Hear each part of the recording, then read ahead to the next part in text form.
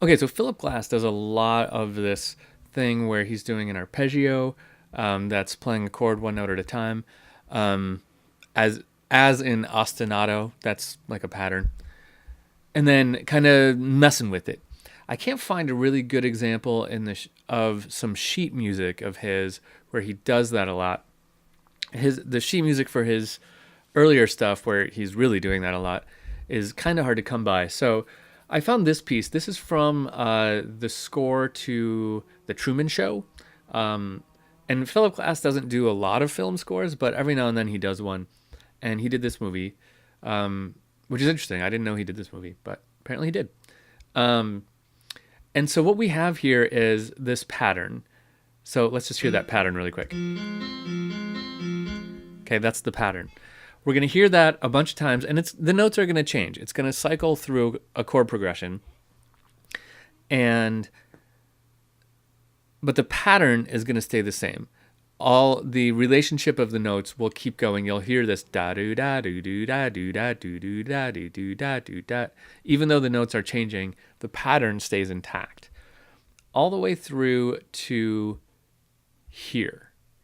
And then we get this weird section for actually the rest of the piece where there's a definite feeling of absence of this pattern. So he takes the pattern away and just goes to quarter notes, which is really interesting.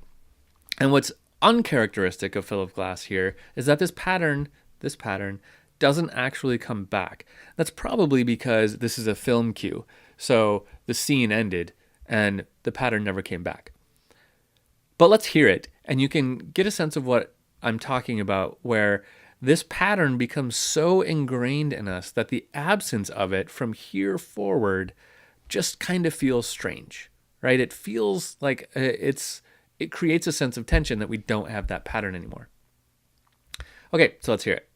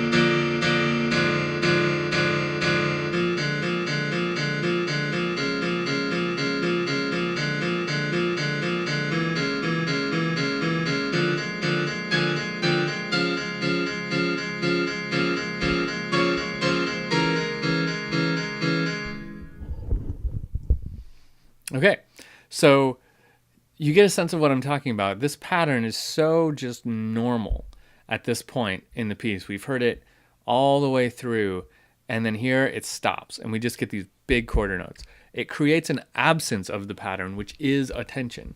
So just taking the pattern away creates a certain amount of tension.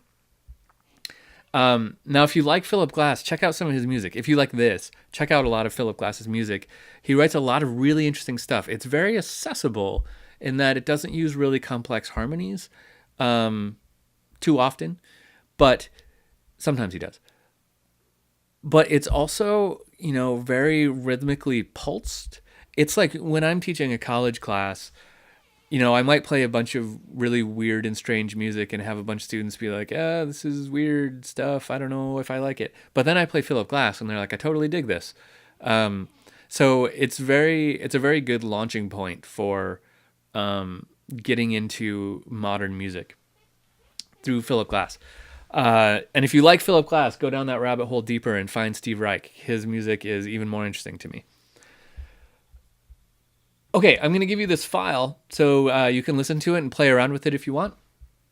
And then we'll talk about one more example of this idea in the next video.